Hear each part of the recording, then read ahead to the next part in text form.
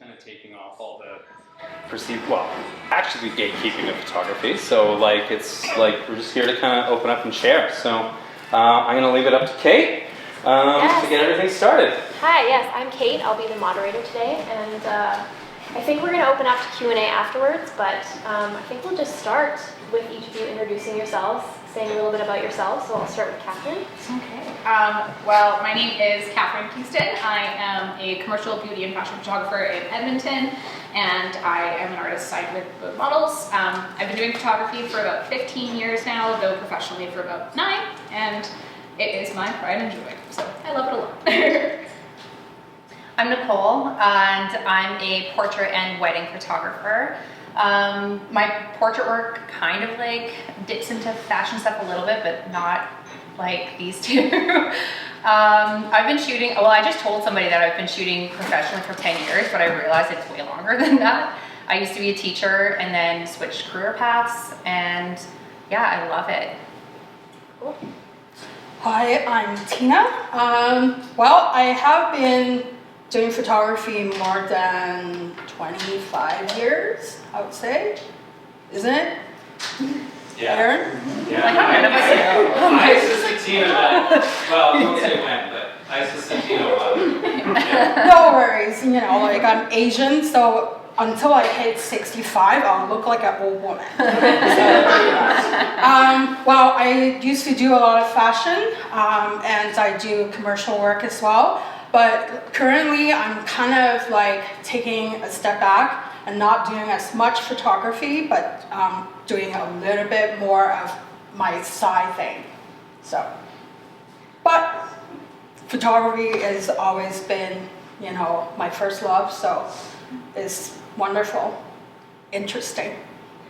So the first question I have for you three is, what made you want to be a photographer, and what was the path that you took to become a professional photographer? I will start. Let's start with. I was like, I think you're going to have to nominate someone because none of us were like, So my boyfriend at the time, now husband, was for hire musician, and there was a girl who was a photographer doing like band photos of them, and we got to talking, and she was like telling me about her job, so I was like, that's so cool. Like, I always enjoyed photography, and definitely was one of those people that brought like a point and shoot around and took photos of my friends and all that kind of stuff. But I never talked to anybody that was like their actual career.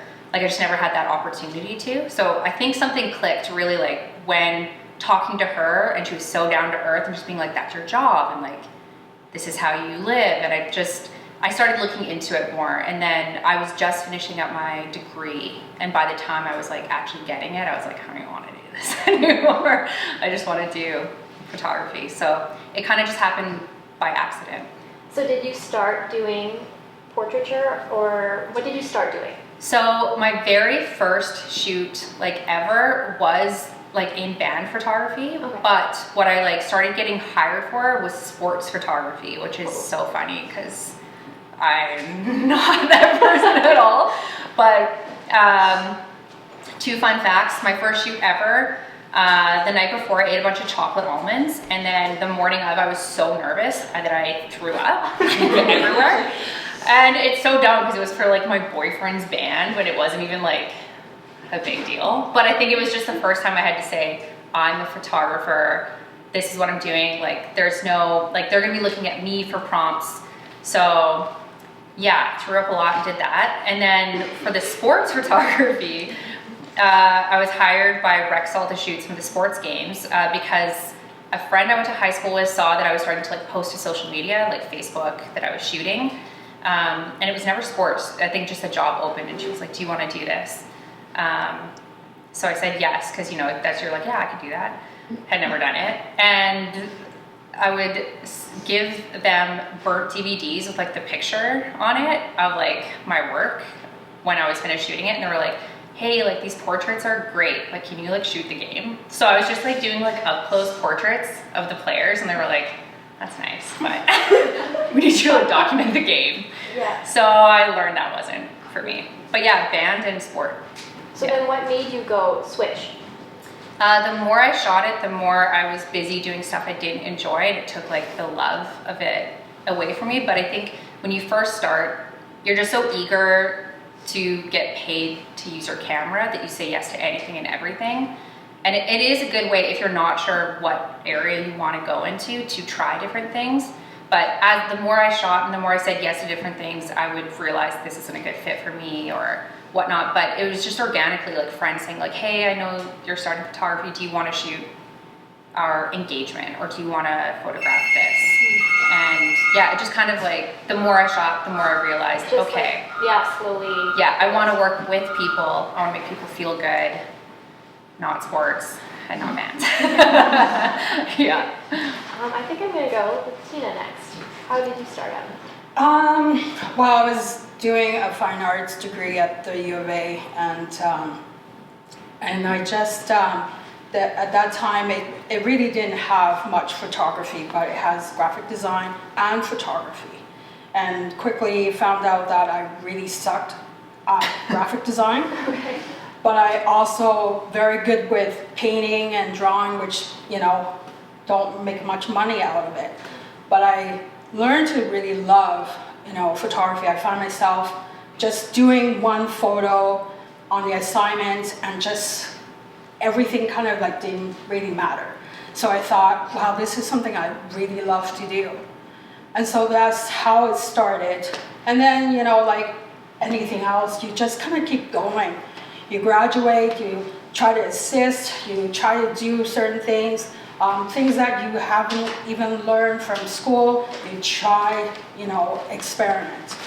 And so from there, I just kind of, you know, start from there and then keep going. And at the beginning, I tried everything like yourself. Yeah. And, you know, everyone go, can you take my picture? Can you do my wedding? Can you take my blah, blah, blah? I'm like, okay, I'll try everything. Yeah. Very quickly found out I can't do weddings. I really can't. I love when anyone says that to me, they always go, I can't do it. Like, so, Apologetic. a lot of photographers' friends, they do love weddings. Yeah. Because they really want to be there. You know, it's their special moment. And maybe I got really unlucky. A lot of the weddings that I did, you know, you see in-laws like yelling at whatever, and then, you know, kids were crying, and I was like, I'm so stressed because I don't want to get sued because, you know, something went wrong with the film. Because, you know, back in the days I was still shooting film, and so you kind of go, oh my God, I'm going to get sued. And then you can't really yell at anyone because, you know, it's supposed to be happy days. But seriously, one time, it was really funny. I threatened to actually walk out. Mainly because they were, yeah, because it was, you know, it was like a group photo. We're under, you know, a certain time limit. Yeah. Because you gotta get to the venue because they were booked that place, right? So there's just arguing. And I was like, okay, come on, people. And then, you know, there will be one photographer, myself here, and then there were 1,000 other people trying to take pictures. Come, look at me, look at me, look at me. And I'm like, come on, you pay enough money for me to be here professionally to take your photo. And then they started arguing. And I'm like, I gotta walk out. So I did. And then they said, Should have given it, never went back. no, I started to pack. And then the bride realized, and so they just kind of go, okay, just listen to Tina, let's get this done and move on. So sometimes you kind of go, well, you know, this is supposed to be your happiest day and everybody's supposed to celebrate, and you guys end up just being so nasty to each other. Yeah. It was horrible. And then of course there are some weddings that are just beautiful and you're so happy that to be there, but it's not really my thing. Yeah. So, but I like doing more of like the fashion, commercial, you know, getting to work with really creative people, come up with concepts, and doing stuff together as a team. And when you kind of like see a photo that everyone's so happy, you know, it's wonderful. That's how I started. This sounded like a disaster, but No, it's honest. It's good. yeah. Aaron told me that I have to be honest. So. Mine was a disaster. I threw up. I mean, when I threatened to actually pack my thing, I got their attention finally. Oh my God. Catherine. So, myself for photography, I mean, I've been in photography for a very long time, so I got encouraged into photography from one of my teachers when I was in junior high because originally I was bullied and he's like, well, you need something to do. And so he gave me a camera, and then that ended up becoming basically like my passion. And so I became just like the school photographer. So I shot sports. I've done basically like everything in between. And then when it came time to graduate, my parents were adamant on me going into post-secondary. And I was like, okay, well, I don't want to do anything that I don't want to do. And originally I wanted to go and be an architect, but I realized very quickly that I suck at physics, so that was not an option for me. And so I decided that I was just going to do photography, and I went to school for that, and I did basically every type of photography that you could possibly do. Quickly realizing that people are my thing, and that studio is what I like to do. I like art, though can't do it. Do not have any creative skill in that sense, but I can put everything in my little brain box in a studio and create a portrait that way. And then I also do love the collaboration, and so I would say that I dabbled slightly in little different types of photography, but people and fashion have always been my main focus because I love the art and just being able to make sure that everything is perfect, every little detail. Weddings I found very stressful because I'm like missing that moment. I'll second shoot anybody's wedding, but I will not be that main photographer because I can appreciate it and I love it, and I've seen your stuff and it's beautiful, and I've seen like my friend Kylie who does stuff, it's fabulous, but like right? But it's not my jam. I can get that perfect emotion in a portrait. But then like a whole day, I'm just like, oh, okay, this is a lot.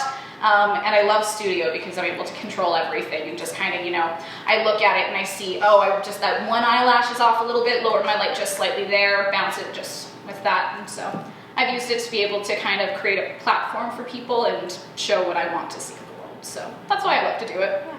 That's awesome. So what is something that surprised you when you first started in photography? Was there any expectation that you had that wasn't met, or something that really wasn't what you expected, or something that shocked you about being a professional photographer? I think, we'll go with Catherine. So originally, when they were in school, they kind of told us, but it's like the amount of free work and effort that you put in and time on top of the client work and everything else. Because I would say that I do, for every one job that I do, I'll do 5 creatives because I want to make sure that my lighting is good and that kind of stuff. Photography is one of those things that you constantly have to be doing to be able to keep it going. Otherwise, it's like muscle memory, you lose it very quickly. And so constantly shooting and refining your skills is something that I feel like people don't realize in the beginning. They just assume that you're going to make money for everything, which in a perfect world would be great, but to really kind of focus your skills and get what you like for your the perfect lighting setups, or how to get things the right way, and doing like a lighting test. So for example, if you have a big shoot, you do it twice beforehand to make sure that it's perfect before you do the actual shoot. That was a huge thing for me, I think. And even just to play. Yeah, To, get excited about stuff. And sometimes I work with Jana, who's a hair and makeup artist, for almost everything.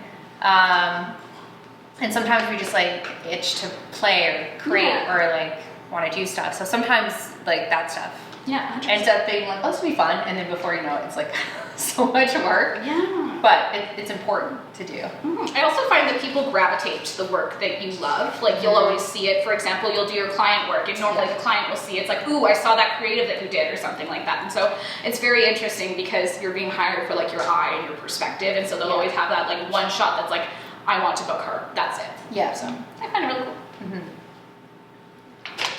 So speaking of creativity, is there something, if you need maybe a little creative boost, is there something that you look to, like other photographers or art or music? Is there something that you gravitate to that gets you that creativity that you're missing? Social media is I have such a love-hate for social media. I hate that it's required for part of my job, but if I just use it for imagination and for play and for getting inspired, then it's really fun. We actually just did a really fun shoot that happened by accident. to be totally honest, Jan and I got really high one night. we were planning my daughter's 3rd birthday, and she's really into mermaids. So we're like, oh yeah. And my niece, who just got signed by Mode and Catherine just shot, was in town, and I was like joking. I was like, would you like dress up as a mermaid for the kids? And she was like, okay. But then it like snowballed because we were high, and we started talking about all these cool things, and we started like looking up fabrics, and we started talking about like different vendors that we'd worked with before, and it snowballed into this like huge production shoot. And now from that, I'm not condoning drugs, by the way. I'm not saying do drugs. But just for like talking it out with somebody else and being creative and getting into play inspired us to create this look for like a future workshop. So that's why I think doing stuff outside of client work is so important. And like, yeah. So drugs is the answer. Aaron's like, cakes are coming. I'm going to eat some afterwards. It's in a goodie bag for everybody. So Tina, what about you? Well, I look at a lot of photographers' work, paintings. I love to do like just anything creative. Music sometimes get me, you know, didn't want to do certain things because it's how I feel. Sometimes you just kind of have to, like, if I go for a drive and it's just kind of sit in a car and just look, and it's kind of nice because sometimes you kind of need that calm, not so high, but just calm and have like nothing in your head. And you kind of go, oh yeah, that kind of fun, why not?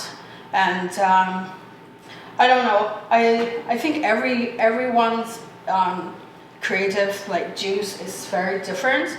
Like for me, I'm a very night owl, so I'll start scrolling stuff like looking at, you know, podcasts or reading it or like seeing, like for example, Nick Knight. Like his work is flipping out there, amazing.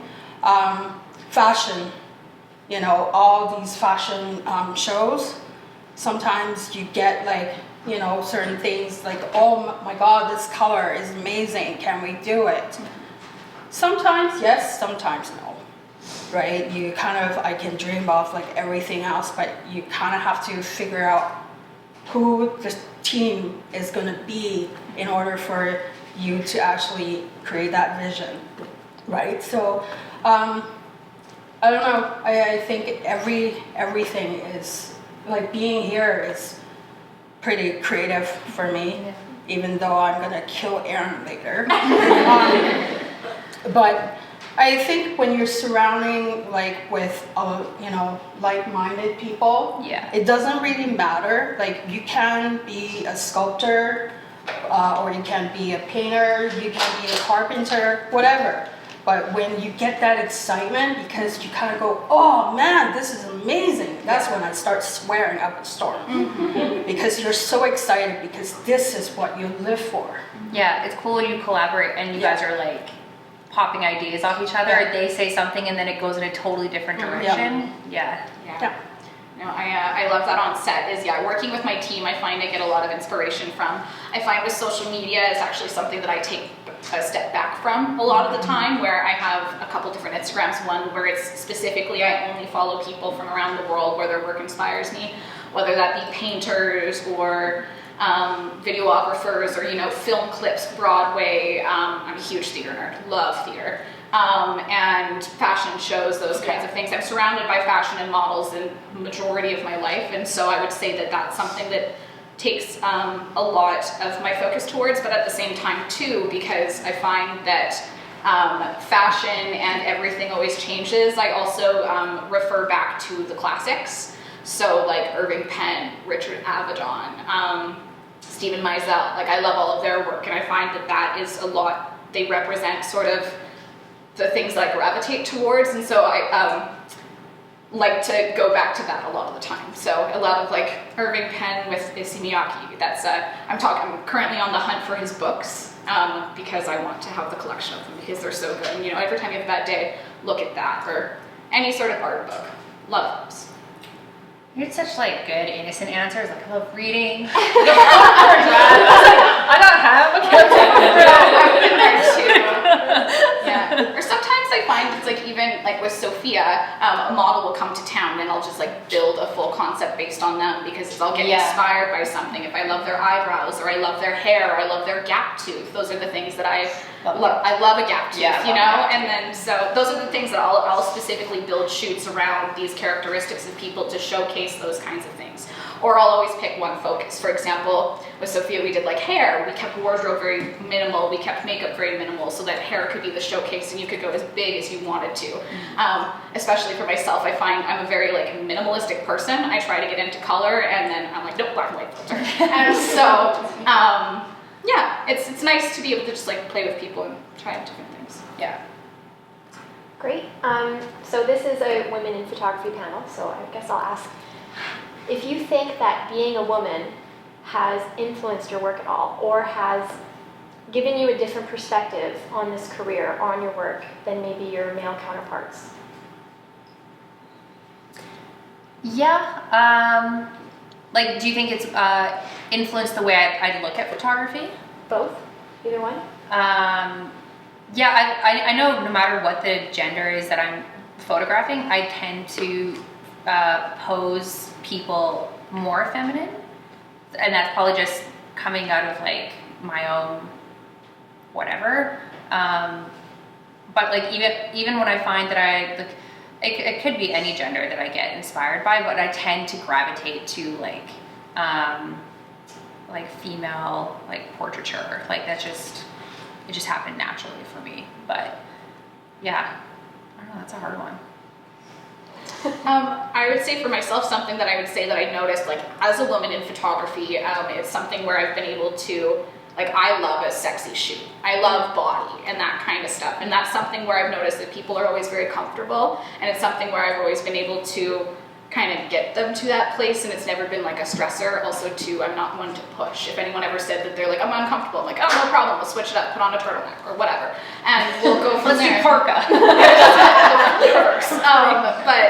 I find that that's something that I've been very thankful about because I've been able to do that in a world where everybody gets canceled a lot of the time, and I'm able to showcase that and do it in a way that I want to do it. For example, I did like a full series of nudes on one of our curve models, and because I just really wanted to show like you're beautiful in your skin, you know, you don't need like Photoshop or anything like that. And so those are the kinds of things that I love that I'm able to like push the boundaries with and just kind of shove it in people's faces. Yeah, I was curious to hear both of your perspective on this because I know when it comes to like I do shoot like couples and like I hate the term boudoir, but like boudoir kind of stuff, and I do think like clients feel comfortable maybe with it more, maybe because I am a woman.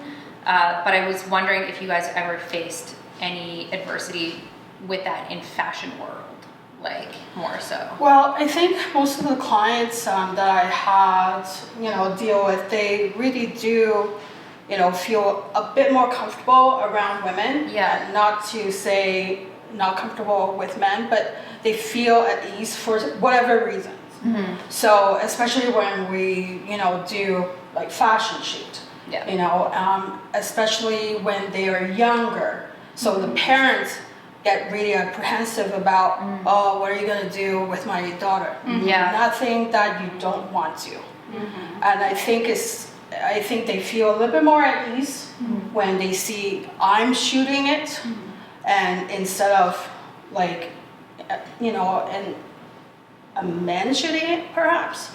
But that's not necessary. I mean, every model loves Erin, right? So Erin is part of our women group. But I think like the advantage, like a lot of times actually some of my clients did say, I'm so thankful you're actually shooting it, not a man. And so maybe it's an advantage for being a woman in photography. But there are certain times, I have come across clients that would prefer to shoot with a man because they're all guys group. And so that sometimes make it quite uncomfortable because they actually say it to you. Oh yeah. And I'm like, what the fuck? Why the F? You're like, cool, okay. Like, but you can't really say it. You just kind of, unfortunately, maybe not right now, but when I started out, back in the days when people were on the men, but it's they don't see it as a problem, and sometimes it really bugs me. It's like, I can do just as well as some of my other colleagues who are men. Yeah. And I can give you a different perspective or take. And I also had, a long time ago, I did a commercial shoot, and this art director, he's from Vancouver. And I kind of, talk to the writer and say, hey, why don't we try something like this? And so the writer, because it's advertising photography, is really cliquey. Yeah. And so the writer talked to the art director. The art director said to me, oh, you can shoot it, but I'm not going to use it. And what the hell do you do? Punch him? No, you can't. So it makes it like he just didn't think that I'm capable, but at the same time, he had to work with me because the client hired me. Yeah. So, but I think being a woman, in photography, I think it is an advantage because we're quite sensitive most of the time, if I don't swear. We actually see something quite different in a lot of ways. I don't know if you guys agree, but yeah. I think maybe not in your industry. I was talking to Jana about this on the way here. I'm like, I wonder if they'll ask have you seen a disadvantage or anything like that? And I'm like, the only thing I can really think of is at weddings, sometimes you get annoying drunk groomsmen. And you're just how's it going? And you're like, yeah, but yeah, in terms of that, most people clients are it's pretty well perceived that I'm female. Yeah. Yeah, what about you, Catherine? Yeah, I would say a lot of the time, people are always just like, oh, it's fascinating actually because people will think that I'm one thing and then they meet me and I'm completely different. And so a lot of the time they think that I'm going to be super mean, really intense, kind of cold. And then they meet me and I'm like, oh, hi, how's it going? What's going on in your day? Sorry, I just tripped on a light stand. And they'll be like, oh, you're just totally goofy. And so I find that that's something where people have always noticed it, but originally they think I'm really intense, and then that kind of flips on them. Because your work is so crispy.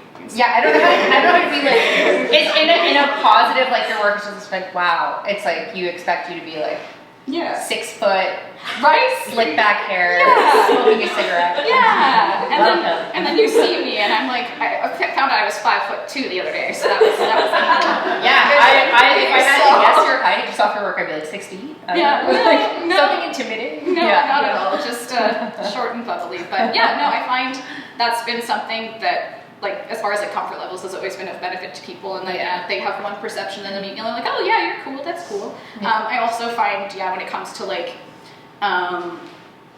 something a lot of changing or wardrobe and those kinds of things, that was something where I really noticed it was just people being open to trying things. And I also find that I've been able to help inspire the younger generation. I would say that's something is telling people to get into the industry and try it because they can, because they're all just oh, I can't. It's no, you can. Everybody should do it. So that's something. Great. So I'm going to move on to maybe another tough question. What do you think is the biggest challenge that you face in your career? Something that maybe you have a tough time with? Time management, for sure. I guess, that's a thing. I'm a mother now, so managing something I'm hugely passionate about, and then obviously life with my husband and her, I'm definitely more selective over what I'll take, and even just the downtime involved in having a kid. I was, COVID was not awesome, but fortunately had her during COVID. But yeah, I think that is it's a unique struggle for female versus male, when like you have to consider family planning and kids if you have kids. That it's obviously a lot more for a female or for a woman to take on than what a man can do for that. So I'd say like my biggest struggle right now with it is just being protective of my time with family and work. What about you, Tina?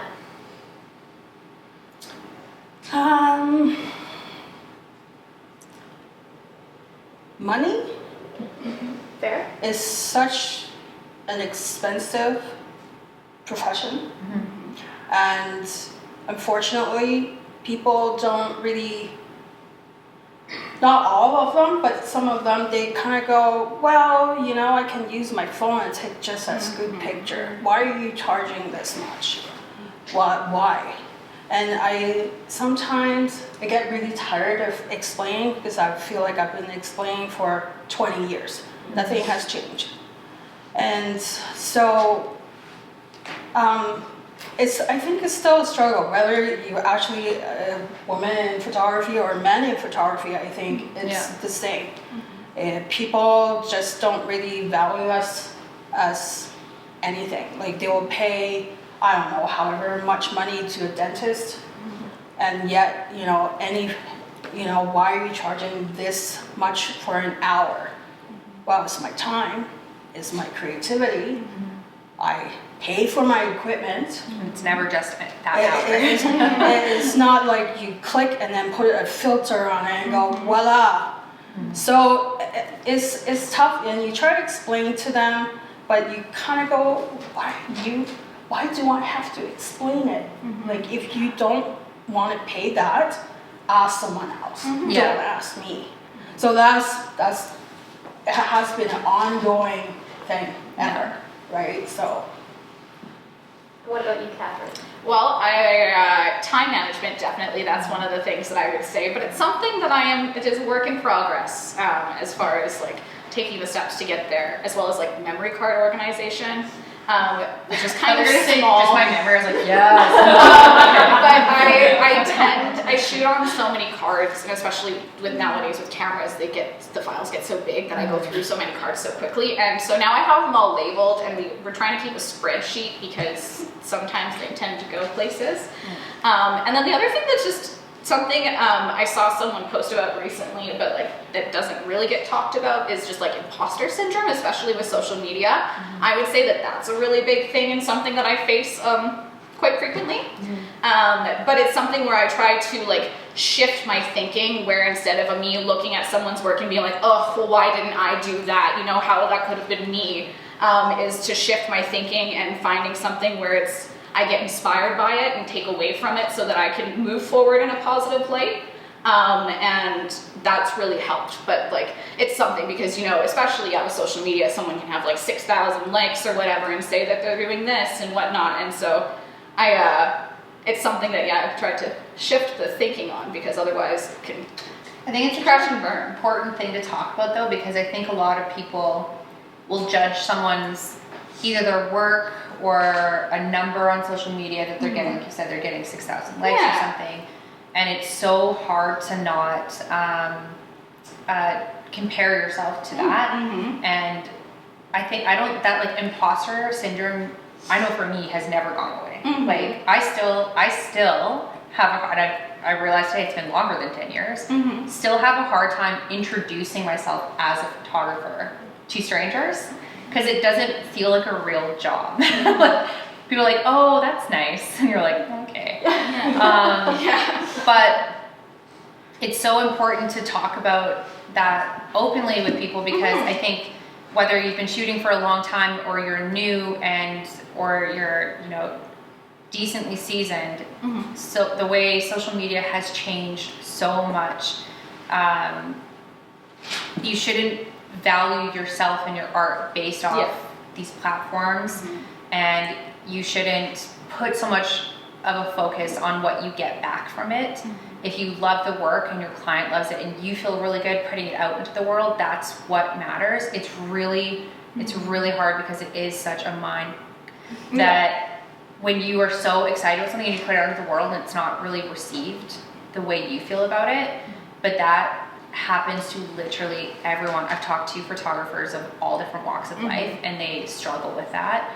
So it's just really important to talk about that and to get that out there so people don't feel so alone in it. Because I do like mentor photographers, and so many of them have even gotten to the point that they've like broke down in tears because they're like, I'll put up a photo and get like 29 likes, or like I don't know what to do. Like they can't get past that being, you know, the value of like who they are in their artwork. But yeah, I just think the more we talk about it and the more that we're open about that kind of struggles and stuff, that it's like better. So people know that it's like everyone deals with that. 100%. Yeah. 100%. So speaking of a balance, I know that it's kind of hard to keep a balance between what jobs that you're getting and the creativity side of it. So how do you guys keep that balance where you're doing work that you really want to do versus doing work that maybe you don't really want to do but it pays the bills? I think this is why I like tell people all the time it's so important to play and to shoot stuff you love, because people are going to hire you for what you showcase. So you want to show what you want to shoot. So if that means doing something for free, not all free work is bad. I hate that people get in your head about that. Sometimes things make sense, and like don't worry about the noise about any of that else. But sometimes it's worth it. There are times that I know Jam and I are like literally cutting up shirts or like doing all these different things, and it's so much hours and times and blood and sweat and tears just to play. But then our future clients see that, or sometimes, like you said, sometimes people see that one photo and that leads to like this dream job. Obviously it has to make sense because you have to balance it out, but it's way better to put your time and energy into something potentially for free, or something that's going to take up some of your time to get that good work, than to be saying yes to a gig because it's a gig. And again, I'm careful what I say about that, because I understand sometimes people don't have secondary jobs, or they're balancing school and that, and they have bills, and like there's a whole bunch of different factors. You ultimately have to do what makes sense for you, but at the end of the day, you have to show what you want to shoot to get hired for it. Tina, Catherine? Well, I think, you know, working on your portfolio. I mean, to this day, even though I haven't done a lot lately, but I still shoot for myself. And I think it's very important because it keeps me sane. And it's like Nicole said, you know, what you show is current, that means you're actually working on your craft. And it shows to, you know, your potential clients or even your existing client that you are not just being back in 1985 or whatever. So, and because I truly believe in working on your portfolio, I actually, part of the reason why I got hired and actually moved away is because I was actually working on my portfolio for 2 straight years. Every month, I will produce 2 fashion shoots. And because of the body of work that I've done, at that time, I just didn't know what it was all for, but it was just for me. But because of that, I got hired for actually a dream job that I did. And I truly believe in it. I think as an artist at any discipline, you need to work on your craft. It doesn't just kind of go, oh, I'm shooting like this and this is it. I'm the best. No, you're not. I still get nervous when I actually shoot in a good way. Not say I'm gonna break my, you know, a sweat or anything, but I get nervous, and it's a good way to kind of go, oh, well, you should be on your toes because you need to work on certain things, and you want to make sure this goes completely like well, how you actually see yourself in front of your client, because you don't want a client go, I'm hiring you and I'm giving you that opportunity and then you failed because you'll not get another job ever. I definitely sweat bad at all my shoots. No, but you know, You're just, I'm not gonna break a sweat. I was like, I definitely. but, you know, I think being nervous is a good thing. Yeah, it means you care. Yeah. Yeah. 100%. I think if for you walked sure. into something and you weren't nervous and you're like, all right, let's do this, that's Yeah. a great sign. Yeah. Yeah. I'm in agreement with everybody here, like always, yeah, shooting. It's like I'm actually currently in the process of redoing my book for probably the 10th time, I would say, because I really just want to elevate my work and have that be what my work looks like, and pick 10 clients where I'm like, okay, they shoot like that, that's who I want. Okay, how do I do something to make it like my work, but still representative of them? And I would say, yeah, some shoots I'll invest quite a bit, Yeah. but I can guarantee the end product is going to be exactly what I want. I always say that my favorite thing is when my brain baby ends up like on paper and it's done correctly, which I really, really love, is always doing that and shooting and just putting the time in, trying. Yeah. Doing that. Do you mind repeating the question one more time as well? Um, I don't want to go off on too much of a tangent.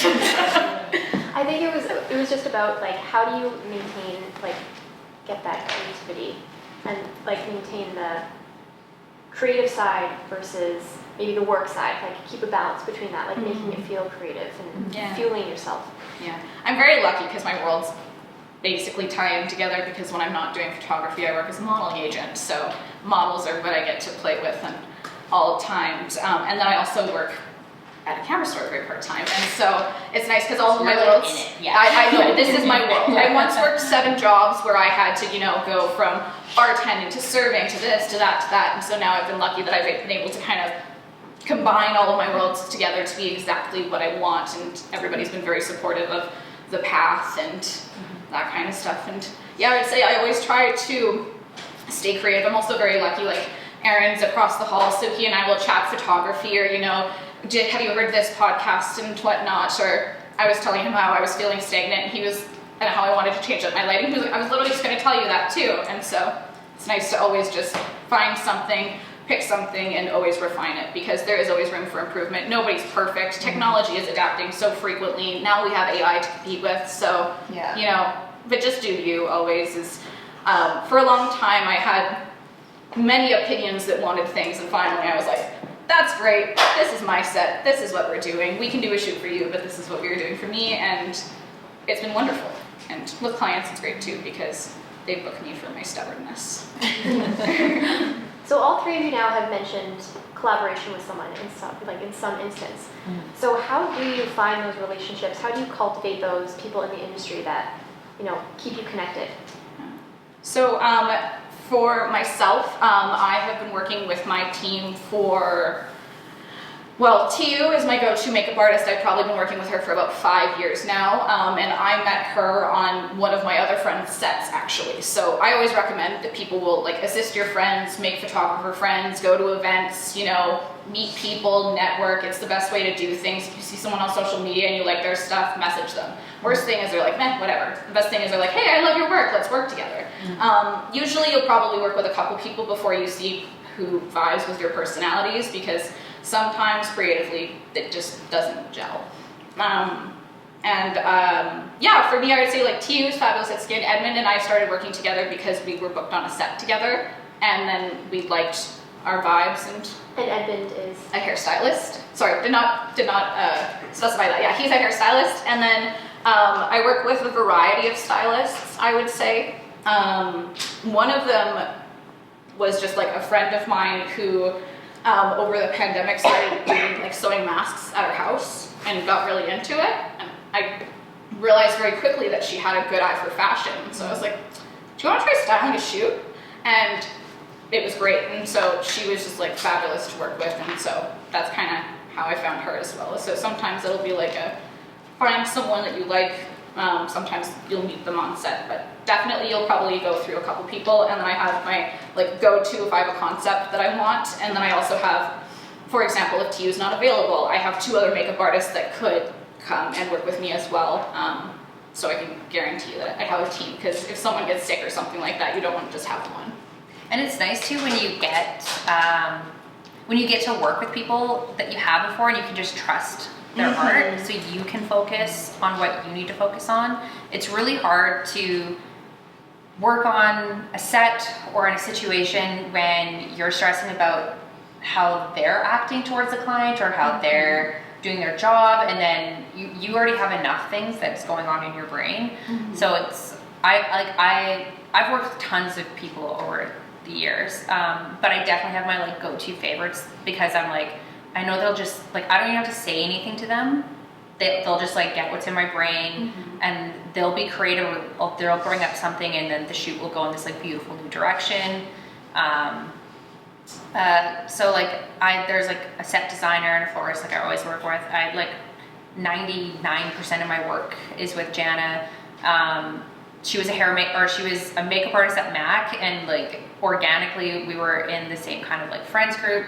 And then it all changed when I was filming something in Vancouver, and we were out for lunch with a mutual friend, and I knew that she was really good, and I was like, oh, like you should come or whatnot. Like I wish you could come and like help me do like hair and makeup for this. And she was like, okay. And I was like, what? And she like booked a ticket and called into work and said she had diarrhea. Because she was like, no one questions diarrhea. And I was like, fair. And literally since then, we like flew out and did this like video shoot. And I just love that she was so game. We've worked together like ever since. But we've, you know, it takes time to gel, like even just like, and if you're fortunate that you find people that you really like their personality and their work style, and you grow together, because my style has changed so much since I started shooting. I'm just fortunate that we've like grown together, but having that trust and just like knowing that there's certain people that can be on a set or a shoot or in a room and they just like get it and you don't have to stress about it is so nice. Yeah, I find my favorite thing is sometimes when we go on set, you know, it's like you're running late, something happens, someone's already going, whatever, and then I can just look at you and I'm just like, I just want like, and she's like, got it. Yeah. And then that's perfect. You don't even have to do anything. And I'm like, okay, now I can just go have a glass of water, drink coffee. Yeah. Don't even, just like perfect. Yeah, it's so nice. Tina? Well, I mean, you know, there's always, you know, working on set with, you know, at a job, you actually get to know them. With modes, you know, you guys will recommend, oh, why don't you try to use this and this. For me right now, unfortunately, like all my people, they're kind of gone. Yeah. So like the people that I actually love working with, not that I don't love working with others, but you kind of create that relationship. Yeah. You walk into the set, they get what you're saying. Yeah. You know, we'll do like mood board and do a whole bunch of stuff beforehand. So they'll do switch back and forth and say, oh yeah, this is what I'm looking at. What do you think? And then they'll, you know, find some other images and go, how about this? So we collaborate in a way that is just so fluid. Yeah. That you just, it's kind of like an extension of your arm or your ends. But unfortunately, they all freaking moved away. I'm glad you specified that. When you said gone, I was like, Yeah. No, like I mean, you know, either they moved to BC or like to, Mexico. I freaking love that girl. Yeah. And I'm like, why do you have to go? Why you gotta go be in the sun all the time? It's when you actually get, you know, someone that is amazing, it elevates your work. oh yeah. You can only do so much as a photographer. Yeah. But without your hair and makeup, your wardrobe, you're nothing. Like unless you shoot like object or whatever, that's different. But then you still need a stylist because I'm certainly not. I can't do both. So yeah, I don't know. I'm kind of sad about that because I can't really call up certain few people that I usually go with, and because they really do elevate well my work anyway, because they understand what's going on. Sorry, go ahead. So if you tell me whenever, however, I love to find a makeup artist. Right now, I just don't have one that I really love. Okay. But that's why it's so important to go to things like this, right? Even though sometimes they can feel like intimidating, just like showing up to like a place and putting yourself out there, especially if you're newer. But it's so important because you realize it takes down the scary veil of like social media or like you judging your art and comparing it to someone else's. But so many people that I've met in the industry, or models, set designers, florists, just like industry people in general, have been by going to things like this. So it's so good to put yourself like physically out there. Yeah, I would also say too, live by the mentality that it doesn't hurt to ask. And the other thing too is I would say don't be afraid to reach out to people that have more experience than you, because that's a really great way to learn. I know for myself, like when Nicole had come to town one time, I got really nervous and I messaged her asking her if we could work together, because she is a very, very talented makeup artist. And we, right? She's in Calgary now, right? Yeah. And so I got to work with her, and it was fascinating because she's worked across Canada and done things, and so she would give the model suggestions about how to lengthen their neck and push their shoulder and just do tiny little things, and they were things that I would never even consider before working with her. And so it was a breath of fresh air, my apologies, because it's interesting to see someone who's very involved in their craft where they just like see things that you would have never even thought of and come up with things. And it's really cool to see, because it really comes into play, especially with like product and how it lights. It's completely, even just like working with a professional hair and makeup artist has even changed how I retouch, or like, or realizing like, oh, it matters that the light hits them in certain places, or like, it's definitely elevated my work, for sure. Okay, this one might be a little bit of a tough one, so apologies in advance. If you could change one thing about the industry, what would you change?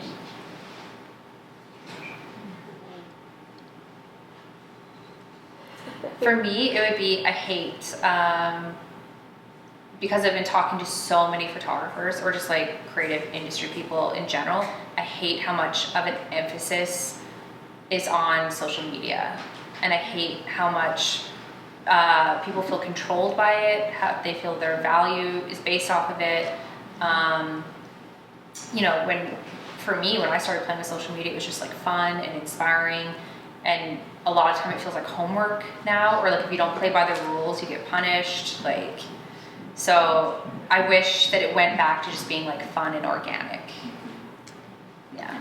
I would say for me, it's interesting to see how things shift. I found that there was a boom for, like, I mean, when you shot film, there wasn't a ton of Photoshop because, it was straight out of the camera, whatever it was.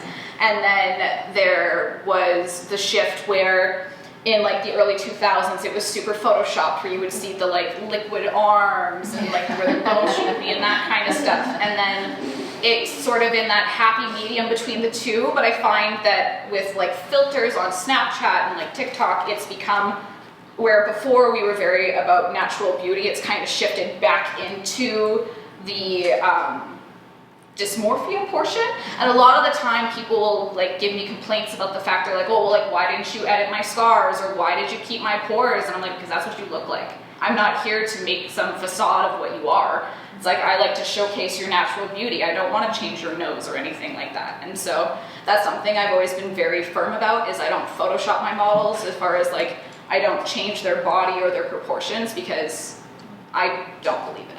And so that's something that I've always had with my work, but it's interesting to see, because I've seen people where they're like, yeah, they booked me and then they gave me a new nose. And I'm like, oh, I hate that. That's just not my jam at all. I feel like if that's like unprompted, that's like, I can't imagine being the client being like, oh, thanks. Like, yeah, that's nice. Yeah. Tina, how about you? What was the question again? If you could change one thing about the industry, what would you change?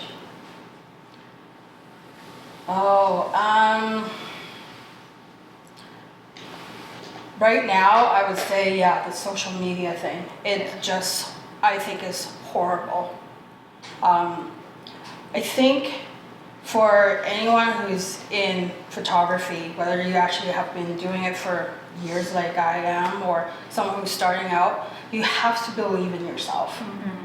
Yes, you want to showcase, but you have to have that confidence and say, yeah, I've done some good work. Yeah, there's always room for improvement.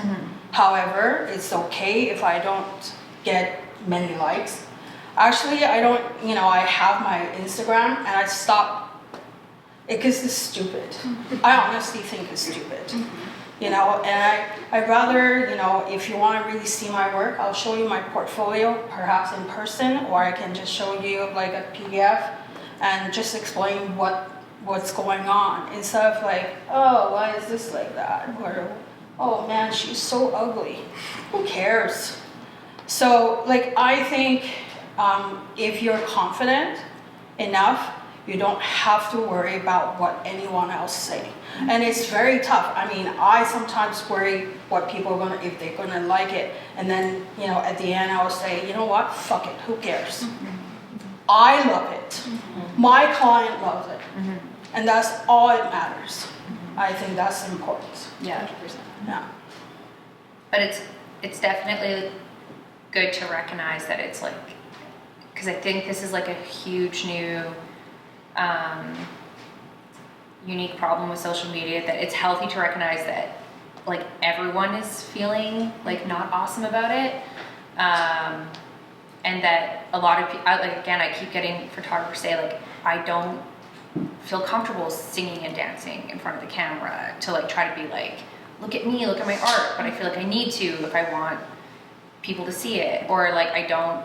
I have experience with video, so like reels are hard for me. Like I just want to take photos, and they feel like they're getting punished for like not playing by the rules. So yeah, it's like, again, if you keep the focus on, do you love it? Does your client love it? That's all that matters. Like it's hard. It's really hard not. It's definitely hard Yeah. because, I check my Instagram all the time. But at the same time, it's a different thing when everyone becomes a photographer because you have a phone, or you think that you're a makeup artist or a fashion photographer because, you think you can. Yeah. It's a lot of hard work. Like what I'm sure for all of us who have been in photography for this long, it takes a lot of hard work. And it's not because of, yes, it's because of your talent, but there are a lot of other things that you really need to work, in conjunction with your talent. You can be very talented, but if you're freaking lazy, you're not going to get anywhere. And if you're not very good with communication, your clients don't even know how to communicate with you, or your subject is not going to be able to communicate with you, or vice versa. So you have to be in some way a very well-rounded person. Being on Instagram is just, I find it really fascinating in some ways. Like people go such a crazy length of time and effort to do one Instagram post. It's nuts. Like, why don't you spend that time to actually work on your craft and actually produce something that you can actually share and perhaps make you some money at the end? Yeah, it's definitely like a double-edged sword. Yeah. So Tina, what were you just saying? What kind of leads right into my next question was, what piece of advice would you give to someone who wants to start out in photography? Don't give up. I think that's the very, very first thing. You feel like giving up all the time. Sometimes I do. I'm like, oh my God. But at the same time, it's like you kind of have to know what you really love to do. And I think it's important. If you don't have enough money, get a second job, get a third job. I did that. I had to, assist for free so I can be in the studio with, working photographers, knowing what's going on. Like these are the things that you kind of have to sacrifice. And if you feel like giving up, try to talk to some of your mentors, your friends, and just maybe do a photo shoot. Sometimes it doesn't have to be expensive to do a photo shoot. I know, unfortunately, we live in 8 months of winter. You can't really go outside to shoot for free, but at the same time, you can. I've done it. I've done it because you just want to get it done and because you want to do it so much. I think, not giving up. Just keep going no matter what. Unless you totally really don't want to be a photographer anymore. But if you do, then just keep going. I would say when it comes to the cost thing, yeah, that's something I know for a lot of people. They're like, oh, well, photography is so expensive. It's like, yes, a lot of photography equipment is expensive, but at the same time too, you could go to the dollar store. You could have your desk lamp, get some tin foil, and one of those poster boards, portrait set.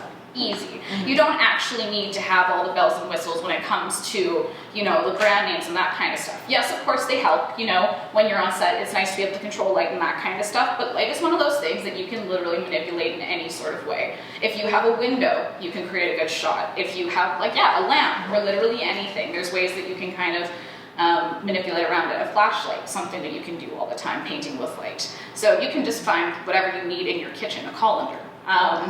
And so that's something where, yeah, if you want to do it, you can always do it. I find for myself too, when I'll like figure things out, sometimes I'll just like shoot on my phone or some, that kind of stuff. So you can always start somewhere. I also, yeah, I live by the belief that it doesn't hurt to ask. And so I'm literally the kind of person where, you know, I want something, I'll message them. I'll ask a question. I want to shoot a location, I'll introduce myself. One of two things will happen. They'll either be like, oh, that's great, we'd love to work with you, and which in most cases does, or they'll give me a reason as to why they're not. And then at that point, I can go back to the table and work on it again and come back when I'm prepared, or I can find somebody else to work with me as well. And so those are things that it's just like, yeah, always push through and talk to people. Don't do it internally. That's something I would say is a huge thing. Like, find someone else that can relate, because everybody is going through it in some capacity or another. And yeah, community. I have a lot of photographer friends in different veins, and they kind of keep me grounded, or sometimes I'll look at a photo and I'll be like, I just don't know. I'm lucky because James helps me with that too, where he'll just be like, take a moment, you're being a little much, and then can come back down. But yeah, so surround yourself with people that inspire you and make you want to create. Yeah, mine's kind of like a marriage of what they're saying. Keeping people in my life that support what I do, or like if I want to talk about accomplishments or things that are hard, or like great ears to talk to is really big. A thing that I always like to say if I'm at like a photography event, just in case one person needs to hear it, is that it can seem like really daunting, and at first I know especially it seems like there's so many photographers and you're like just this one person trying to make it, but there truly is room for everyone. There's so much work out there, and if you really love it, you really want to do it, it's definitely possible. Like, it's absolutely possible, and if you work hard at it, you can make this your full-time career. Mm-hmm. And that's not to say if you have a part-time job or you're doing something else while you're doing it, you're still a photographer. Mm-hmm. And don't ever feel like you can't say that to somebody and not truly believe in it. Mm-hmm. But I think not giving up when it gets hard, if you come into problems, because we have to wear so many hats as photographers. Mm-hmm. So like, I suck at math, so things that have to do with math, like whatnot, I like outsource that to an accountant. Don't waste time spending time on stuff that's really hard or difficult or frustrating for you. It's so much better to outsource it and focus on the stuff you are really good at and that you really love. I noticed like a huge change in my career when I started saying, this doesn't make me happy, or this is hard, I'm going to outsource that so I can focus on this. Mm-hmm. But there's definitely room for everyone. I think reaching out to people, if you're inspired by someone's work, reach out to them. You know, if you have questions about how they did something. I mean, most people I find especially in Alberta, people are really open and really friendly and like willing to share. Yeah. So I think we're really fortunate here, but the worst thing someone could do is just not respond. Yeah. The other thing I would say too, actually, is like relish in your wins. For example, a lot of time people get hyped up. They're like, oh, well, I just did this shoot, but I didn't just get like, you know, the cover of a magazine, or I didn't get that billboard and like that kind of stuff. But like, take your wins, enjoy the wins as they are before just like already psyching yourself out for the next thing. Because before you notice it, it'll just be gone, right? And like, those are the things that push you forward and keep the love in the job and that kind of stuff. And so always take your wins, regardless if they're big or small. You know, it's like, I nailed that lighting setup or whatever it is. And so always take the wins.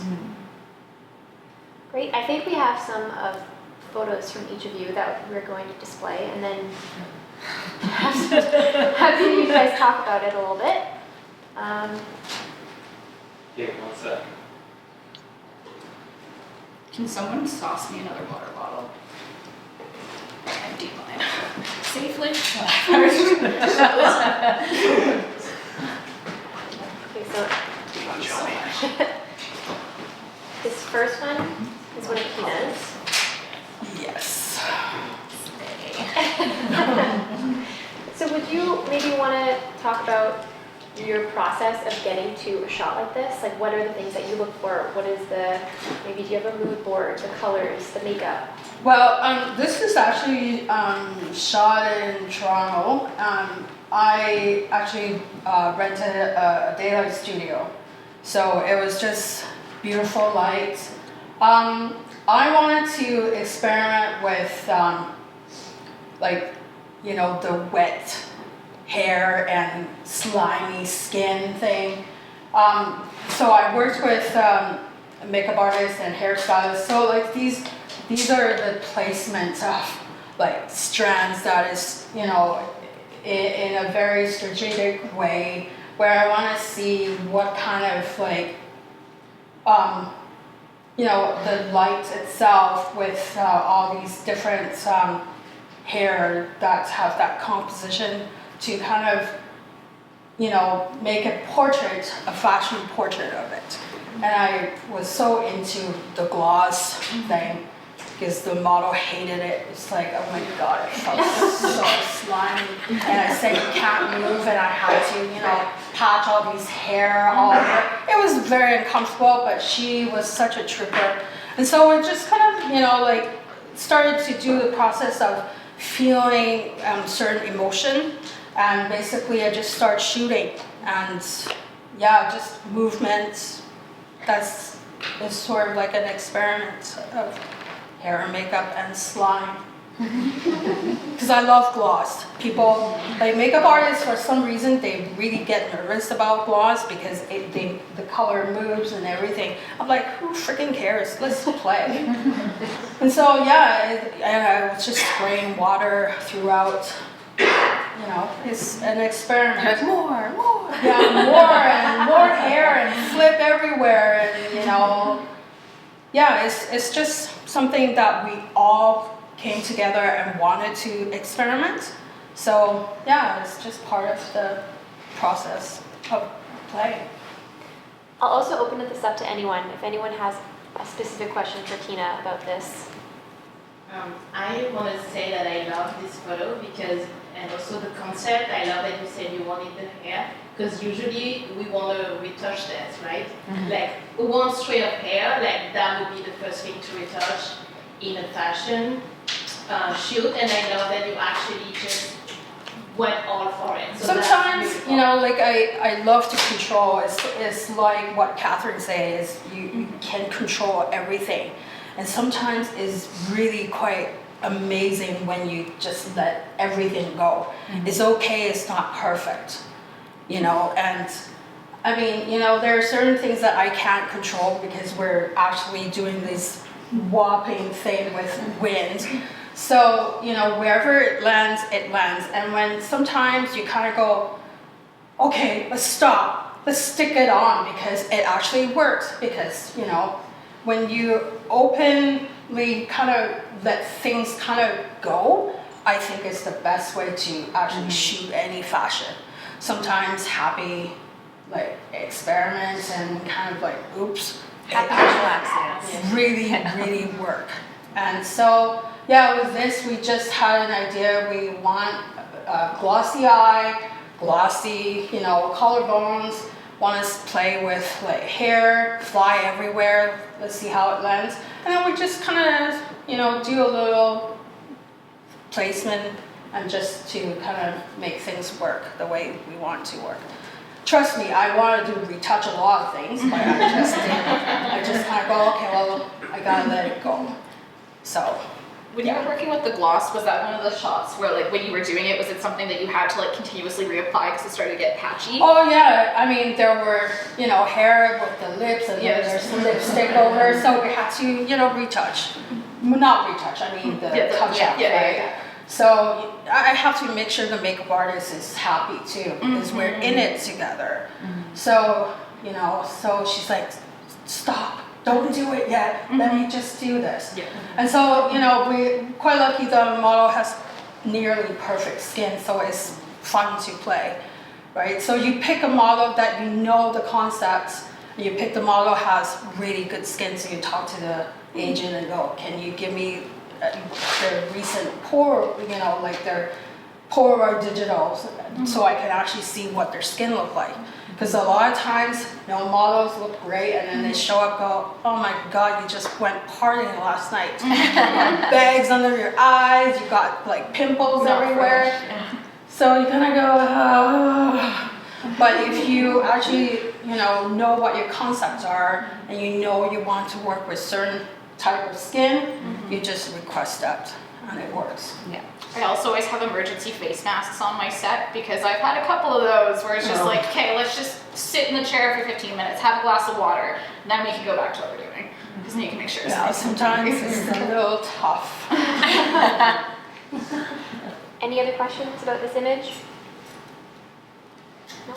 Okay, I think we can move on to the next one. Oh yeah, so this, so many mosquito bites doing this photo shoot.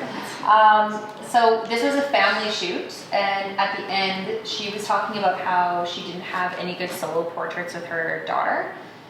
And so for me, I like making regular people feel like supermodels, or feel like models. I do work with models here and there, but I like making adding an element of that to a family shoot or a couple shoot or anything like that.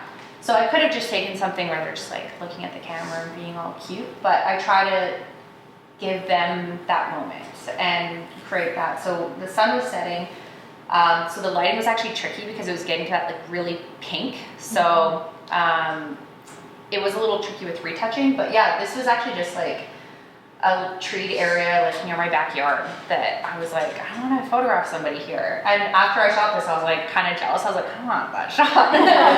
But it was really hot when we took this, and to keep the daughter's attention, I had to give her flowers and jump in and out and be playing Blippi while I was doing it also.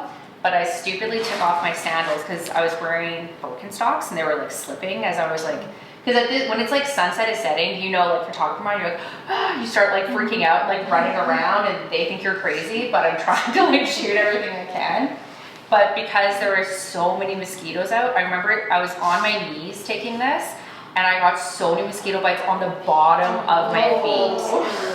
Which is imagine laying in bed and you're just I want to kill myself. Every time the sheet hits it, that has nothing to do with photographers, So yeah, it turned out well and it was so worth it, but I definitely wanted to inject something more than just looking at the camera and getting those nice shots for her. Because I always think of photos like this, it's an heirloom. I want her to grow up looking back at this shot of her and her mother and feel like they were in a magazine or had something like that.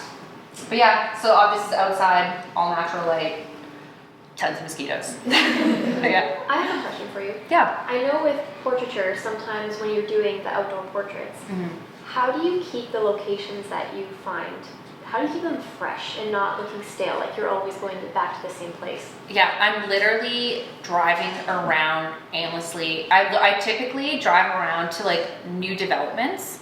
So I find locations that I know are temporary. I won't have them for a long period of time because they will get developed, but that's where I tend to find the natural wallflowers and these unique little looks.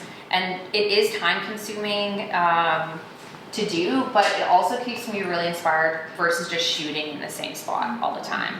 So I have backups because I've shot everywhere in Edmonton, but honestly I'll just kind of go on the outskirts of Edmonton and try to find places that are under construction or new developments and try to do areas like that. Sometimes it's kind of sketch, being like, yeah, come meet me at this address. There's no address, here's the pin. I'm like, I'm a real person.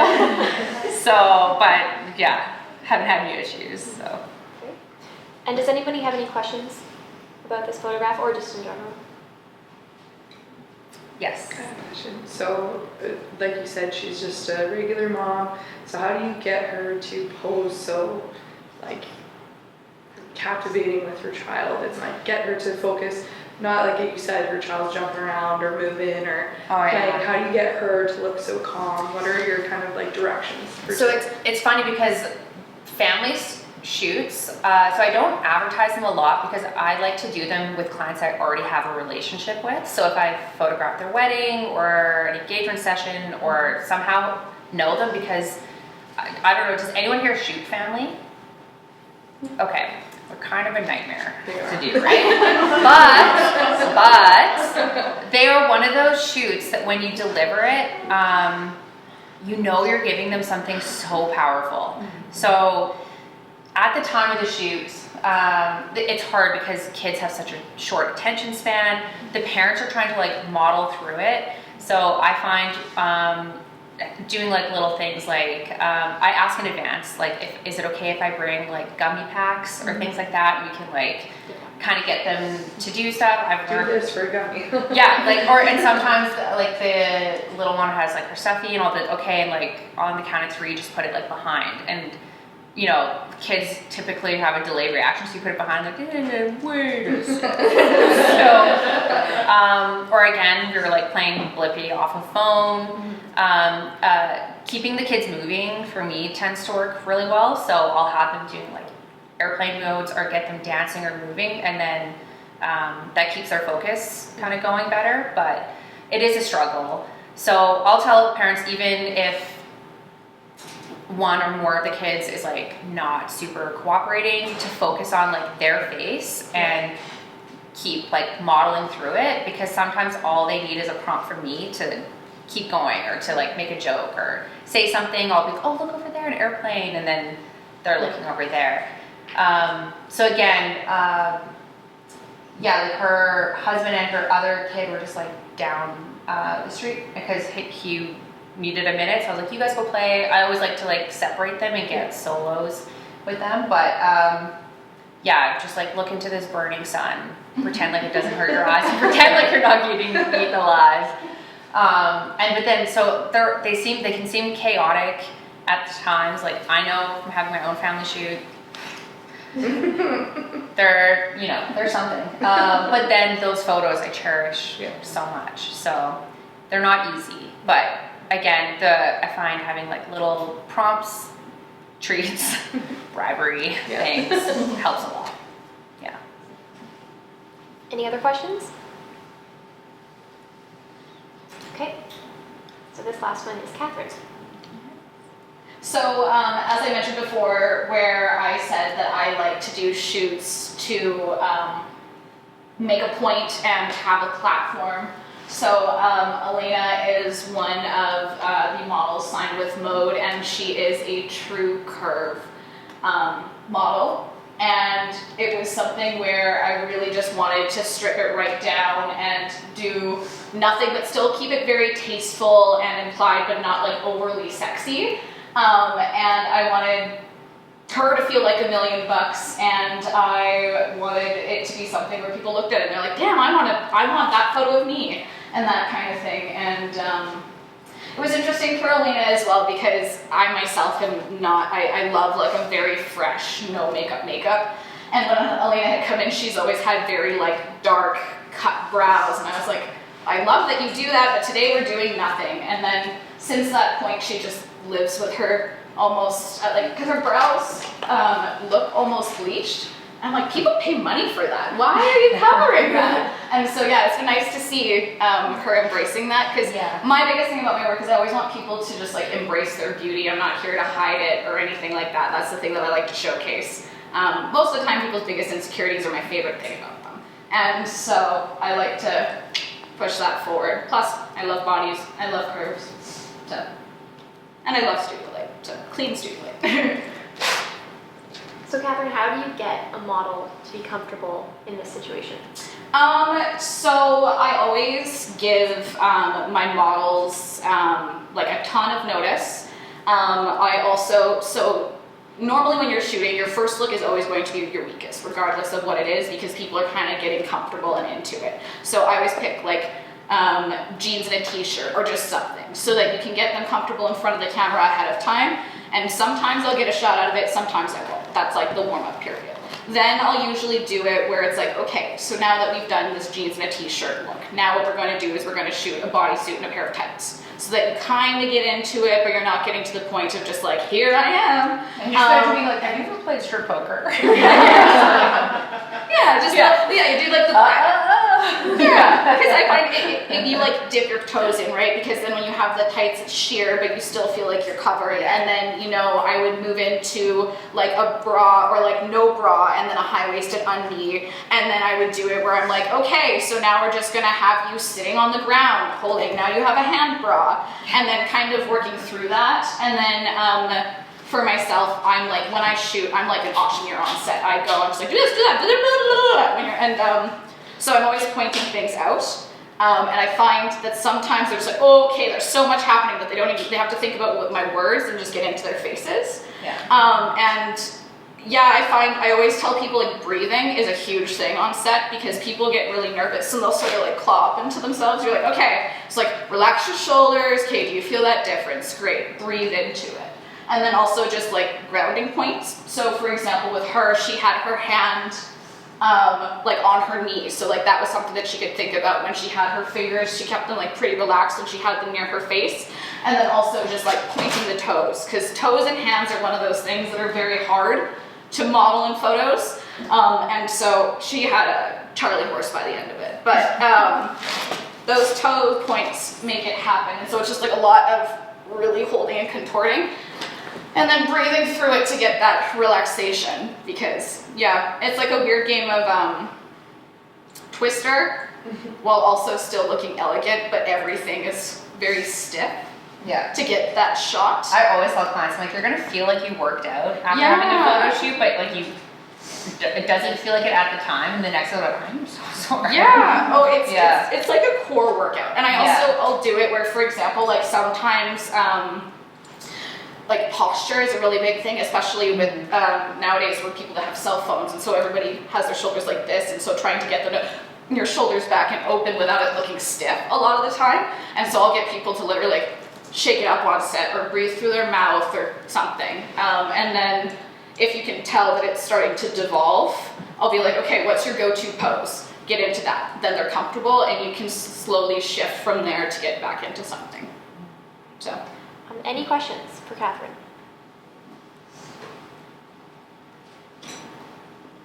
When did you decide, was going black and white your initial decision before the shoot, or did you decide that throughout the shoot? Well, I would say that the black and white type like falls true to my like inspirations. I would say a lot of the time the things that I gravitate towards. We did do some looks in color. For example, I have one that is a similar look, though she's posed differently with like a vivid orange purse. And so that was the focus of it, where it was a little more warm. But for this one, I felt like black and white made it more impactful, because you really sort of just go up and down and around and through it and sort of have that be the focus and just her freshness. And I love a black and white, so it's always nice and clean. I find too, like I always give them their photos a set in color and a set in black and white, because even just depending on like my mood, I could gravitate to a black and white or to a color, and you never know, like they could like a photo but then see it in black and white and like be really drawn to it. So there's no like harm in giving like a set in color and a black and white to your clients, and then it's like it feels like bonus photos. Oh yeah, You know? oh, they always love that, 100%. Yeah. I find too, sometimes I like just, whenever I'm shooting actually, if I tether on my camera, I'll shoot everything in black and white. Because I find that it's easier to see the contrast. And also too, when people are on set, that they're like, oh, okay, I can see it already. So that it's just, it already makes more sense, I find, visually. They're like, yes, this is cool, black and white, awesome. And then it also, yeah, gives me a general idea of what I want to do from there, because I can be like, oh, I want it to be way matted down, or I want it to be super high key and contrasty. So. Great, so I think we're coming to the end. And does anybody have any questions that you'd like to ask any of them that I may have missed? I have a question. So if there's a couple of us here that are students and someone who's going to be graduating, like I'm in graphic design and photography. So someone who's going to be graduating like quite soon, what would you recommend like the first steps to be if you want to get more into fashion or into beauty or into advertising kind of photography? What would you say would be kind of your first steps? So, I mean, I can answer that for one. So with it, I would say that like you want to build up your relationships and your fashion books. So with one, you want to reach out to agencies. So for example, I work with Mode, so I can give you my email, and then once you're done school, you can reach out to me in any sort of creative shoots that you want to do. You can just like give me a concept, tell me what you're looking for, and then start to build up your book that way. Perks of having relationships with agencies is that it's a very mutually beneficial relationship. It's like as much as you're willing to give, they'll typically give back. And so for myself, I started out working with Mode, just bright-eyed and bushy-tailed, being like, hi, I'm here, what can I do, how can I shoot? And so I went to every event, did any creative I possibly could. I would always come up with concepts and just starting to produce the work, as Tina was saying. People will notice that when you shoot the stuff that you like and you do a shoot, want to shoot and come up with concepts, and then it kind of snowballs from there. As far as clients go, it's fashion in Alberta is quite hard, I would say, but take it one step at a time. And then it's interesting because typically in fashion, commercial will be the thing that pays you, and fashion will be the thing that gets you paid. Like the work that you put into the fashion will be the thing that gets you the commercial work. And so it's a relationship between the two. But yeah, just find something that you love and shoot it and mingle always, and go on people's sets. Like if you ever want to assist on a set, you're welcome to come on my set. So I'm really open like that. So yeah. Tina, would you have anything to add to that? Well, I think working on your portfolio, that's what I would recommend. Just in any way. In some way, you can just shoot whatever you really gravitate to. You maybe sort out, is it commercial, is it fashion, is it advertising, is it editorial? Is entirely, at this point, when you graduate, I don't think it matters. I believe you should try everything. Mm-hmm. Like even, doing food photography, doing still life, everything that you do. And you have a few different things going on. So you tailored your portfolio when you actually knock on doors. Get to know who your audience is. Mm-hmm. So if you go to an advertising agency to show your portfolio, kind of figure out what they actually do in their portfolio and kind of tailor to your portfolio when you see them. So it will be very different if you go to see a magazine or you go to see, a designer. So you should try to have everything in your portfolio if you can. And then you'll find out, I don't know if I really want to do still photography because it's kind of boring. Portrait maybe is something that you want to do. So when I was working back in the days, I met a lot of photojournalists. They're an amazing group of photographers, and they do amazing portrait. They capture the moment where you just kind of go, how the hell do you do that? But it's interesting. Like, in the summer, you can potentially just sit somewhere and start asking people, hey, do you want a portrait? Because I love to catch a portrait. And so you kind of build up your portfolio that way as well. And then, of course, you can ask your mom, your dad, your cousins, your friends. But I find if you actually photograph strangers, it's a lot more exciting because you don't know what you're gonna get. And I think it could be something that you can work on. You can always have like little projects. It doesn't have to be huge. You know, it shouldn't be overwhelming because when it's overwhelming, you tend to kind of go, I don't want to do this. I just want to watch TV or hang out with my friends. But kind of set realistic goal, I think is the most important thing, especially when after you just graduate, because you have a long time for you to actually develop. But I think if you try a little bit of everything, just a very small portrait session. I remember when Aaron, you know, like you went somewhere and just set up, you know, your backdrop and start shooting. Like anything goes. I think it's so fun, right? So, I mean, obviously you have to do it legally. You don't want to, you know, you're not supposed to be here.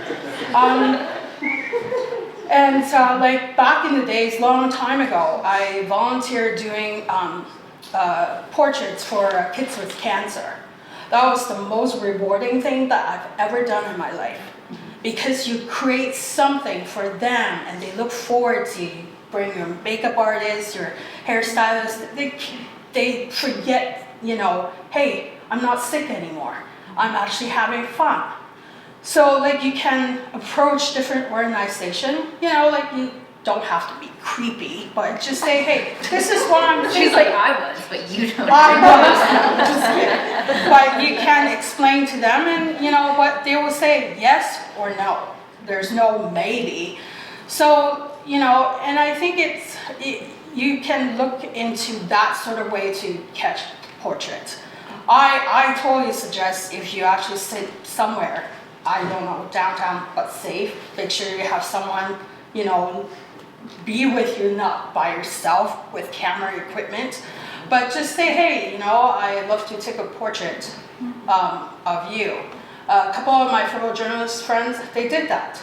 It was so much fun to see because you don't know, you create certain, you know, relationships. So now you're working on your skill of communicating with your subject, which comes in handy later, right? So like these are the things that you can dream up your portrait or dream up of your fashion thing. Because I find it when you know, first graduated, there's nothing you don't think you can outlimit. When I started doing fashion, I was like, oh, I can do this. I'm just gonna do that. Why not? But you know, as you kind of into the industry and you're doing photography for so long, not only that, you kind of go, oh man, I don't know if I can do this. But when you're fresh, I think you should just go do it. But don't limit yourself. I don't think you should. I think you should touch on every little thing that you're interested. I think it makes a difference if you're actually interested in shooting whatever that may be. Because, you know, I can't shoot wedding for the life of me. So the portrait looks like the wedding shot looks so awful. And then when I have friends that create story lines, you know, that beautiful fantasy, and they go so all the way out for certain shots, and you can see the love. People can actually see if you actually love what you do by your product. You can't lie about it. So yeah, so that's what I would suggest. I would say, yeah, that the worlds between, it's like interesting with fashion especially because so many worlds lead into it when it comes to architecture and those kinds of things, because the lines, if you're shooting on location, macro, beauty, food even. I did a shoot where I had a model eating a cake and that was a whole thing. So yeah, just take inspiration from everything because it's out there everywhere. And make friends with everybody. Yeah. How did you guys develop your set that presence? cake shoot. Yeah, okay, let's do cake shoot. Sorry, can you repeat that? I'll please? actually eat it. So all of you guys are, I've seen two of you on set, you're super confident. Nicole, I assume you're the same. So how did you guys develop like your presence on set? Because as photographers, we have to wrestle 5 things, you know what I mean? So how do you stay like confident on set and like kind of like see through your vision and make sure everything is falling into place? I think the biggest thing is that, again, I'm nervous for every single shoot that I do. Even if I'm photographing someone I've photographed before, I'm working with people I know, it's, you know, in my home studio, anything, I'm nervous for every single shoot.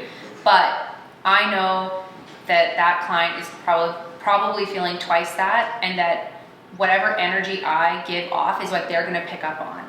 So if I project myself as confident and like easygoing, like I try to act like I'm hosting a friend and forget that it's a photo shoot. So I always make sure I have like food and snacks. I'm like playing music. I always ask them like, what kind of music do you listen to? Everyone always goes, oh, everything, because no one wants to say a band. And then I'll tell them like, I'm literally gonna put on like just a Spotify list. So like, and then I find if you break it down, if you say, do you prefer like indie, country, death metal, whatever is gonna like be good for you, and then that kind of opens it up for them to say, and even that gives me like a little like, okay, something about their personality, because most clients that I do have, I'm meeting for the first time at a shoot. So if I treat it as that I'm hosting a friend and I make sure the temperature's comfortable, you know, I have food and drinks, and when I say drinks, not alcohol, I'm not like pushing drugs and alcohol, say. And then I like, before I even have my camera up, typically they've already had some time with Jana and they've been in hair and makeup and they've already been loosened up. And then we'll touch base and like, isn't she so fun? Or like, we like try and talk about that. And then I like sit down and I put my camera down and we like chat before I'm like, okay, let's like take your top off. Like we eventually get there, but That's so different coming from you as opposed to me. yeah. No, I usually like halfway through the shoot, I'm like, oh yeah, I like this. I'm just gonna shoulder down. Yeah, but whatever energy you put out there is what they're gonna pick up on. So if you're feeling nervous, if you're feeling stressed, if you're realizing you're sweating through your top, it's just even if you say, oh, I'm just gonna grab a camera battery, or I'm just gonna quickly go to the washroom, like you just hang out. If you just need to take a minute, just like take that minute. Even if you just make up any excuse possible. Sometimes I'm outside and I'm shooting and I'm realizing that I'm like stressed or like I'm running out of ideas. If I'm outside, I'll usually be like, oh, I'm gonna get some walking shots, like walk away from me. And I'll get them like, get away from me. It's a great thing just to like get some separation so you can be like, okay. But if they can't walk away from me, but I do throw those like shots in.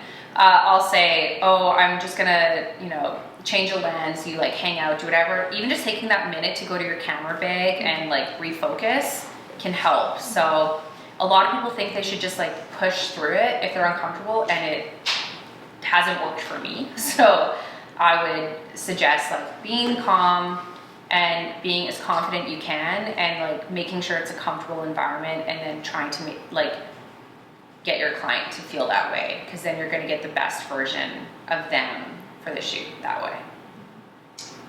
I would say for myself, I've sort of switched over my set process throughout the years based on like experience, because when I first started, I would literally just be like booking my makeup artist, telling them 3 buzzwords, go on set, no direction whatsoever, and we would have 2 completely different concepts in mind. That didn't work out, so I quickly learned and adapted. So now I have a mood board that I'll always have going into the shoot. My model will typically know ahead of time. If I have an expectation for them to bring anything, I will tell them ahead of time so that they're prepared. Usually I ask for photos as well, so that if there's something that I don't have, or like if it's not what I'm looking for, then I can make sure that I adapt. And then as soon as I get on set, the first thing that we do is go through all of the looks and wardrobe to decide what works, what doesn't, what's cut, what's moving forward. Because as I said before, where the first look is always going to be the one that is the weakest, that's something where you want to make sure that you're not picking the best look in the first one, and then you look at all the photos, you're like, oh man, this sucks, this looks alright. And so that's something that I always did ahead of time, and I would get just like a cell phone photo of it. So then I would go back and look at things. I could say, okay, I really want to shoot this look, I really want to shoot this look, this one needs this hair change, this one needs that hair change. Because again, too, you never want to start a shoot where you start with a big black smoky eye and end with no makeup. because that doesn't make any sense because you're working backwards. So you would start fresh, go into the dark eye. And then when it comes to sets and personalities, I would say it's like I love all of my teams, but at the end of the day, I need to be proud of the shot because otherwise I won't edit it. And that's just kind of it. And so I learned very quickly that I'm happy to collaborate, but it needs to be exactly what I see. And then if I don't like it or if something's not working for me, I don't dwell. I literally am like, okay, that pose isn't working. Let's switch it up. Let's try something else. Let's go back to that and work towards it because I find that's the best way to do it. And then I'll always find common ground with my model. You know, if they like video games, I'll be like, I play this one video game. I know Mario Kart. And they'll be like, okay, cool. And so I'll find something with whomever it is to get them just relaxed. And then, Do you like Duck Hunt? just kind of whatever, or like I tend to be silly on set to make people comfortable, but I also talk a lot about like mental states. So I'm like, imagine that you are squishing grapes right now in a bucket, and they'll just be like, and I'm like, perfect, now relax your mouth a little bit. And then those kinds of things, and that's how I like to push the expression, and then I love movement, and so kind of just, it's sort of like a whirlwind of things, but I like to make sure that control is always there and that it doesn't get derailed too much. Because sometimes you'll blink and 4 hours will go by, and so I try to keep everything moving. And then once I get the shot on set, that's it. We move on. Because otherwise you're shooting the same look for 3 hours. And I would do it and then go back and be like, damn, now I have like 20 shots, which one do I edit? And I don't like to send out like 400 shots when I edit. I pick 1 or 2 of every look, and that's it. It's that shot, strong and impact. Tina, do you have anything to add? Well, I mean, it depends on the situation, right? So let's say if when I'm doing creative, you know, we do a collaboration. So it is, you kind of have to make everyone to feel like you are part of the team. You know, even though I am the one that is trying to be in control, but a lot of times you just have to listen. I think it's really important to listen and to actually observe what's going on. And, you know, I usually just bounce back and forth and look at makeup and hair, and I'll talk to the model, like, this is what we're shooting, you know, like, there's no surprise. Because the worst thing on set is surprises. And, you know, and if I'm doing, you know, a client shoot, surprises is not a good idea. Never, ever. But you have to make sure you're confident. What kind of surprises are happening at your shoot? Sometimes people just kind of go, well, I forgot bringing certain things. Didn't bring the dress, we don't have any shoes. You know, like you're expecting certain things. I'm like thinking of an animal showing up. I would love that. I'm like, what kind of surprises are happening?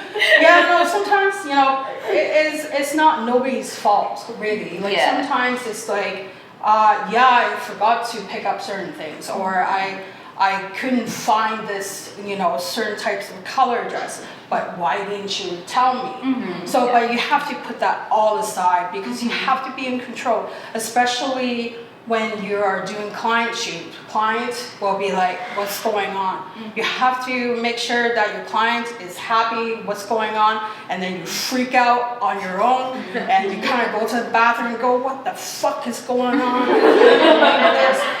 But at the end of the day, you kind of have to go, well, you know, let's change a little bit of direction. We can't find certain things because we're in Edmonton. We're not in New York. We can't find this. So let's switch the concept. So a lot of times people actually go, okay, well, you explain it, you calmly explain it, because once you're getting really upset on set, everything kind of goes tumbling down. Because everyone can see it, everyone can feel it. And so you're kind of like the host, like you said. You know, if you're happy and calm, everything will be just fine. I also, too, I would say it's interesting with sets, because I've definitely experienced before, because sometimes when I'm on set, I have a team of like, you know, 10. And my hairstylist won't like what the stylist is pulling, and you can feel that animosity between them. And so I have it where I actually am like pineapple or like some sort of code word, and I'll literally pull them aside and I'll be like, okay, I need you guys to hash this out right now, deal with this, because this is not the energy that we're bringing on set, this is not productive.